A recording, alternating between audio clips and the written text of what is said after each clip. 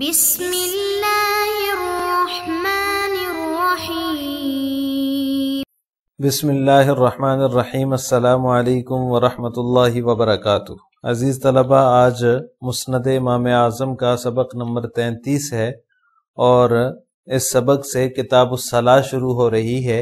اس کے تحت ہم نماز کی فرضیت کا جو بیان ہے اس کی تفصیل پڑھیں گے۔ کتاب الصلاۃ۔ وبه قال حدثنا ابو حنیفة عن حماد عن ابراہیم عن عبد اللہ عن ابی ذر رضی اللہ تعالی عنہ انہ صلی صلاة فخففها واکثر الرکوع والسجود فلما انصرف قال له رجل انت صاحب رسول اللہ صلی اللہ علیہ وسلم وتصلی هذه الصلاة فقال ابو ذر الم اتم الرکوع والسجود قال بلا قال فإني سمعت رسول الله صلى الله عليه وسلم يقول من سجد لله سجدة رفع بها درجة في الجنة فأحببت أن تؤتى لي درجات أو تكتب لي درجات۔ وفي رواية عن إبراهيم النخعي عمن حدثه أنه مر بأبي ذر بالربزة وهو يصلي صلاة خفيفة يكثر فيها الركوع والسجود فلما سلم ابو ذر قال له الرجل تصلي هذه الصلاة وقد صحبت رسول الله صلى الله عليه وسلم فقال ابو ذر سمعت رسول الله صلى الله عليه وسلم يقول من سجد لله سجدة رفعه الله بها درجة في الجنة فلذلك اكثر فيها السجود۔ حضرت ابو ذر رضی اللہ تعالی عنہ سے مروی ہے، وہ فرماتے ہیں کہ ایک مرتبہ انہوں نے نماز پڑھائی فخففہا اور ہلکی پھلکی نماز پڑھائی اور رکوع اور سجدے زیادہ کیے، کثرت سے کیے۔ جب نماز سے فارغ ہوئے تو ایک شخص نے کہا انت صاحب رسول اللہ صلی اللہ علیہ وسلم وتصلی هذه الصلاۃ، آپ صحابی رسول ہو کر اتنی ہلکی پھلکی نماز پڑھاتے ہیں؟ فقال ابو ذر، تو ابو ذر رضی اللہ تعالی عنہ اتنی ہلکی پھلکی نماز آپ پڑھ رہے ہیں، آپ صحابی رسول ہیں؟ تو ابو ذر رضی اللہ تعالی عنہ نے فرمایا کیا میں نے رکوع اور سجدہ مکمل نہیں کیا؟ قال بلا، تو انہوں نے کہا کیوں نہیں؟ فرمایا کہ پھر میں نے رسول اللہ صلی اللہ علیہ وسلم کو یہ فرماتے ہوئے سنا ہے جو شخص اللہ کی رضا کے لیے ایک سجدہ کرتا ہے اللہ جنت میں اس کا ایک درجہ بلند کر دیتا ہے۔ فاحببت، تو میری یہ خواہش ہوئی کہ میرے لیے بھی کئی درجات کا فیصلہ کیا جائے، یا جو ہے وہ میرے لیے کئی درجات لکھے جائیں، مجھے عطا کیے جائیں کئی درجات، یا میرے لیے لکھے جائیں کئی درجات۔ وفی روایت، اور ایک روایت میں ہے کہ ابراہیم نخعی سے جو ہے وہ مروی ہے، ان سے انہوں نے حدیث بیان کرنے والے نے بیان کیا کہ ابو ذر رضی اللہ تعالیٰ عنہ ربضہ میں نماز پڑھ رہے تھے اور انہوں نے نماز کو مختصر پڑھا، ہلکا پھلکا پڑھا، کثرت سے رکوع اور سجدے کیے۔ جب ابو ذر رضی اللہ تعالیٰ عنہ نے سلام پھیرا تو ایک شخص نے کہا کہ آپ صحابی رسول ہو کر اس طرح کی نماز پڑھتے ہیں؟ تو ابو ذر رضی اللہ تعالیٰ عنہ نے فرمایا میں نے رسول اللہ صلی اللہ علیہ وسلم کو یہ کہتے ہوئے سنا ہے جس نے اللہ تعالیٰ کی رضا کے لیے ایک سجدہ جو کرتا ہے تو اللہ تعالیٰ اس کا جنت میں درجہ بلند فرما دیتے ہیں، اسی وجہ سے میں نے زیادہ سجدے کیے تاکہ میرے جو ہے وہ درجات زیادہ میرے لیے وہاں لکھے جائیں۔ عزیز طلبہ، یہاں سے کتاب الصلاۃ شروع ہو رہی ہے، اس سے پہلے کتاب الطہارہ تھی، تو کتاب الطہارہ سے جو ہے وہ اس کا ربط کیا ہے؟ کتاب الطہارہ مکمل ہونے کے بعد کتاب الصلاۃ کو ذکر کیا، تو اس کا ربط یہ ہے کہ جب ایک شخص ظاہری گندگی سے، ایک ظاہری غلاظت سے اپنے آپ کو پاک کر لیتا ہے تو باطنی گندگی سے پاکی کی طرف اس کو متوجہ ہونا چاہیے، اور باطنی گندگی سے پاکی کا جو سب سے بڑا ذریعہ ہے، جو سب سے بہترین ذریعہ ہے، وہ نماز ہے۔ اس وجہ سے طہارت کے بعد مصنف نے یہاں پر نماز کو ذکر کیا ہے۔ طہارت کے احکام ذکر کرنے کے بعد نماز کے متفرق احکام کو اب زیر بحث لائیں گے، تو اس طرح ان دونوں کے اندر جو ہے وہ باہمی ربط واضح ہو جاتا ہے۔ نماز کی جو فرضیت ہے یہ مشہور ہے کہ شب معراج میں جو ہے وہ جب آپ صلی اللہ علیہ وسلم آسمانوں کی سیر کے لیے تشریف لے گئے تھے تو وہاں پر آپ صلی اللہ علیہ وسلم کو نمازوں کا تحفہ عطا کیا گیا، اور وہاں پر پھر وہ لمبا واقعہ ہے، حضرت موسیٰ علیہ السلام کے پاس واپس آئے تو انہوں نے پھر بھیجا، پہلے 50 نمازیں فرض تھیں، پھر آہستہ آہستہ کرتے کرتے 5 پہ آخری دفعہ جو ہے وہ آپ صلی اللہ علیہ وسلم جب واپس تشریف لے گئے تو پھر آخری دفعہ میں جو ہے وہ 5 نمازیں فرض ہوئیں۔ اس کی دلیل جو ہے وہ قرآن کریم کی مشہور آیت ہے وَأَقِیمُوا الصَّلَاةَ وَآتُوا الزَّکَاةَ۔ اس حکم کو جو نماز کا حکم ہے، نماز کی ادائیگی کا، اس کو قرآن کریم کے اندر بار بار دہرایا گیا ہے، اور اسی طرح جو ہے وہ ترک نماز کی مذمت بھی بار بار جو ہے وہ فرمائی گئی ہے، اور اس پر وعیدیں بھی جو ہیں وہ مختلف آیات قرآنی کے اندر تفصیل کے ساتھ موجود ہیں۔ اسی طرح احادیث کے اندر بھی جو ہے اس نوعیت کی، اس طرح کی جو ہے وہ وعیدیں جا بجا موجود ہیں۔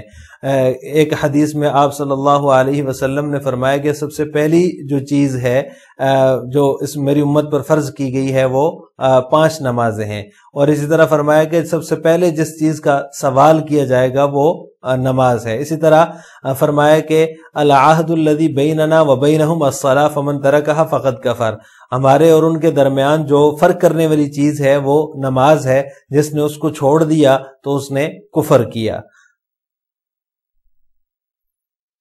اسی طرح طبرانی کی ایک روایت ہے کہ ہر نماز کے وقت ایک فرشتہ یہ اعلان کرتا ہے کہ اولاد آدم اس آگ کی طرف کھڑے ہو جاؤ جس سے تم اپنے آپ کو جلا چکے ہو، اور اسے نماز کے ذریعے سے بجھاؤ۔ تو اس طرح کی جو ہے وہ نماز کے لیے نماز کی اہمیت کے اوپر جا بجا جو ہے وہ احادیث کے اندر جو ہے وہ اس کی ترغیب موجود ہے، اور اس کے ترک پر وعیدیں موجود ہیں۔ نماز چونکہ ایک جو ہے وہ بنیادی فریضہ ہے دین اسلام کا، تو اس بات پر امت کا اجماع ہے، یہ اجماعی مسئلہ ہے کہ فرضیت نماز کا جو منکر ہے وہ کافر ہو جاتا ہے، اس کا اسلام سے کوئی تعلق نہیں ہے، وہ دائرہ اسلام سے خارج ہو جائے گا جو نماز کی فرضیت کا انکار کرے گا۔ لیکن ایک شخص ہے جو نماز کی فرضیت کا انکار تو نہیں کرتا، لیکن وہ تارک الصلاۃ ہے، نماز کو چھوڑنے والا ہے، تو اس کو کافر نہیں کہا جائے گا، چاہے وہ آمدن ہی کیوں نہ چھوڑ دے، بلکہ وہ گناہگار ہے، فاسق ہے، اس کو فاسق قرار دیا گیا ہے۔ البتہ اگر جان بوجھ کے بھی چھوڑتا ہے، جب تک فرضیت کا انکار نہیں کرتا تو وہ کافر نہیں ہوگا، دائرہ اسلام سے خارج نہیں ہوگا۔ کتاب الصلاۃ، صلاۃ کا لفظ استعمال ہوتا ہے نماز کے لیے، تو صلاۃ کے مختلف معانی ہیں۔ اس کا معنی دعا بھی ہے، اس کا معنی اقبال الوجہ بھی ہے۔ دعا یہ ناقص واوی ہے کیونکہ یہ نماز بھی جو ہے وہ دعا پر مشتمل ہوتی ہے، اس لیے اس کا معنی دعا بھی کیا جاتا ہے۔ اور اسی طرح اقبال الوجہ بھی جو ہے یہ اس کا معنی ہے، یہ بھی عام بول کر خاص مراد لیا گیا ہے۔ وفی الصلاۃ نتوجہ، ہم جو ہے آپ اللہ تعالیٰ کی طرف نماز میں متوجہ ہوتے ہیں، اس لیے اس کا معنی اقبال الوجہ بھی کیا جاتا ہے۔ اسی طرح اس کا معنی نرمی بھی کیا جاتا ہے، اور اسی طرح اس کا معنی رحمت بھی ہے۔ اسی طرح جو ہے وہ اس کا معنی جو ہے وہ عظمت اور تعظیم بھی ہے۔ رحمت اس لیے ہے کہ نماز میں کی وجہ سے جو ہے وہ اللہ تعالیٰ کی رحمت انسان کی طرف متوجہ ہوتی ہے، اس وجہ سے اس کا ایک معنی رحمت بھی ہے۔ عظمت اور تعظیم بھی ہے کیونکہ یہ اللہ تعالیٰ کی تعظیم پر مشتمل ہے۔ اللہ تعالیٰ کے سامنے انسان سر بسجود ہوتا ہے، اپنی سب سے مبارک چیز جو ہے پیشانی اس کو اللہ تعالیٰ کے سامنے ٹیکتا ہے، تو اس میں اللہ تعالیٰ کی عظمت اور اللہ تعالیٰ کی تعظیم کے اوپر جو ہے وہ یہ دلالت کرتی ہے، اس وجہ سے اس کا معنی عظمت اور تعظیم بھی کیا گیا ہے۔ اسی طرح اس کا معنی تحریک الصلاوین بھی ہے، اس سے بھی تحریک الصلاوین بھی مراد لیا جاتا ہے، یعنی جب ایک نماز کے اندر ہم ایک رکن سے دوسری رکن کی طرف منتقل ہوتے ہیں تو اس میں تحریک الصلاوین ہوتا ہے، تو اس کا معنی تحریک الصلاوین بھی لیا گیا ہے۔ یہ جو حدیث آپ کے سامنے گزری ہے یہ حضرت ابو ذر رضی اللہ تعالیٰ عنہ کی حدیث ہے۔ حضرت ابو ذر غفاری رضی اللہ تعالیٰ عنہ جو کہ درویش صفت صحابی تھے، صحابہ میں سے سب سے درویش صفت سے، اپنے پاس سونا پیسہ روپیہ کچھ رکھنا پسند نہیں کرتے تھے، اس کو حرام سمجھتے تھے۔ رات ہونے سے پہلے پہلے جو ہے رات کو سونے سے پہلے پہلے اس کو خرچ کرنا ضروری سمجھتے تھے، اور جو ایسا نہ کرتا اس سے ناراض ہوتے۔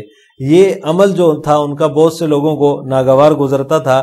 شریعت میں ویسے بھی اس معاملے میں اتنی سختی نہیں ہے، زکوٰۃ ادا کرنے کے بعد ہر شخص کا مال جو ہوتا ہے وہ پاک ہو جاتا ہے، لیکن حضرت ابو ذر غفاری رضی اللہ تعالیٰ عنہ کا یہ عمل جو ہے وہ آپ صلی اللہ علیہ وسلم کے اسوہ کے عین مطابق تھا۔ ایک مرتبہ نبی کریم صلی اللہ علیہ وسلم نماز پڑھانے کے لیے تشریف لائے۔ جب مصلی پر کھڑے ہوئے، اقامت مؤذن نے کہہ دی، لیکن آپ صلی اللہ علیہ وسلم نے تکبیر تحریمہ کہنے کی بجائے صفوں میں سے آپ صلی اللہ علیہ وسلم اپنے حجرہ مبارک کی طرف تشریف لے گئے۔ لوگ حیران تھے کہ یہ کیا ماجرا ہے، کیونکہ اقامت ہو چکی ہے، اس کے بعد آپ صلی اللہ علیہ وسلم تشریف لے جا رہے ہیں، تو کسی کو بولنے کی ہمت نہیں ہوئی۔ آپ صلی اللہ علیہ وسلم تھوڑی دیر بعد تشریف لائے، اپنے حجرہ مبارک سے باہر تشریف لائے، نماز پڑھائی، نماز سے فارغ ہوئے۔ نماز سے فارغ ہونے کے بعد فرمایا کہ تم لوگوں کو یقیناً جو ہے وہ حیرانی ہوئی ہوگی، لیکن بات یہ تھی کہ گھر میں چاندی کا ایک ٹکڑا جو ہے وہ پڑا ہوا رہ گیا تھا، میں اسے خرچ نہیں کر سکا، اور اس کو خرچ کیے بغیر میں اللہ تعالیٰ کی بارگاہ میں کس طرح حاضری دیتا، اس لیے پہلے میں گیا اور وہاں سے میں نے اس کو صدقہ کیا، پھر میں نماز پڑھانے کے لیے آیا۔ تو اس طرح کے جو واقعات تھے، آپ صلی اللہ علیہ وسلم کا جو اسوہ تھا وہ حضرت ابو ذر غفاری رضی اللہ تعالیٰ عنہ کے دل و دماغ پر وہ جو ہے وہ بیٹھ گیا تھا، اور ان کے دل و دماغ پر نقش ہو گیا تھا، اس لیے ان کے پاس کچھ بھی جو ہے وہ اپنے پاس نہیں رکھتے تھے۔ کچھ بھی اگر سونا پیسہ روپیہ کچھ بھی آتا، سونا چاندی، تو وہ اس کو فوراً خرچ کر دیا کرتے تھے۔ حضرت عثمان غنی رضی اللہ تعالیٰ عنہ کے دور میں لوگوں نے ان کی شکایت حضرت عثمان سے کی، تو حضرت عثمان رضی اللہ تعالیٰ عنہ نے ان کو مدینے بلا لیا، لیکن انہوں نے اپنی یہی روش لوگوں کو ترغیب بھی دیتے تھے، اور خود بھی جو ہے وہ اپنے پاس کچھ نہیں رکھتے تھے۔ ظاہر سی بات ہے یہ بات لوگوں کو ناگوار گزرتی تھی، اور لوگ اس سے تنگ ہوتے تھے، لیکن ان کی اس روش میں، ان کی اس عادت میں کوئی تبدیلی نہیں آئی۔ بالآخر مدینہ کے قریب ایک صحرا تھا جس کا نام ربضہ تھا، وہاں ان کو جو ہے وہ رہائش اختیار کرنا پڑی، اور وہیں سے پھر وہ جو ہے وہ ان کا انتقال ہوا، اور وہیں پہ ان کی تدفین ہوئی۔ اصل ان کا جو نام تھا وہ جندب بن جنادہ ہے، حضرت ابو ذر غفاری رضی اللہ تعالیٰ عنہ کا۔ تو یہ ایک درویش صفت صحابی تھے جو آپ صلی اللہ علیہ وسلم کے اسوہ کے عین مطابق جو ہے اپنی زندگی گزارنے کی کوشش فرمایا کرتے تھے۔ لہٰذا آج کے سبق کا خلاصہ یہ ہوا کہ ہم نے کتاب الصلاۃ کا ماقبل سے ربط، نماز کی فرضیت اور صلاۃ کے معنی، اور حدیث کے راوی ابو ذر غفاری رضی اللہ تعالیٰ عنہ کے بارے میں تفصیل پڑھی ہے۔ آخر میں آپ سے دو سوال ہیں۔ نمبر 1، کتاب الصلاۃ کو کتاب الطہارہ کے بعد کیوں ذکر کیا؟ نمبر 2، صلاۃ کے 2 معنی بتائیں۔ ان دونوں سوالوں کا جواب آپ نے کمنٹ باکس میں دینا ہے۔ السلام علیکم ورحمۃ اللہ وبرکاتہ۔